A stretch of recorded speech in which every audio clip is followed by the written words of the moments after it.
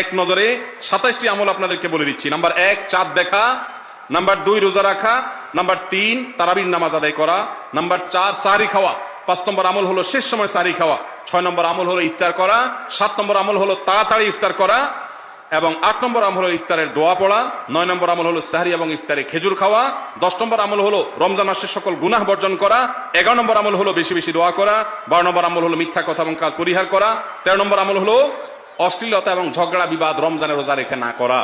14 নম্বর আমল হলো ভালো কাজের পরিমাণ এই মাসে বাড়ায় দেওয়া, 15 নম্বর আমল হলো বেশি বেশি আল্লাহর কাছে ক্ষমা চাওয়া, কারণে মাশাআল্লাহ বেশি ক্ষমা করেন মানুষকে, 16 নম্বর আমল হলো অন্য রোজাদারকে ইফতার করানো, তাদের বাসায় ইফতার পাঠানো, আর 17 নম্বর আমল হলো বেশি বেশি কোরআন তেলাওয়াত করা, 18 নম্বর আমল হলো কোরআন নিজে পড়ে আরেকজনকে শোনানো, আবার তার তেলাওয়াত নিজে বসে শোনাশুনি করা, 19 নম্বর আমল হলো দান সাদেকা করা, 20 নম্বর আমল হলো তাহাজ্জুদ এবং বিশেষ করে ভোর রাতে সারি খেতে উঠে দোয়া করা, আর 21 নম্বর আমল হলো উমরা করার সামর্থ্য থাকলে,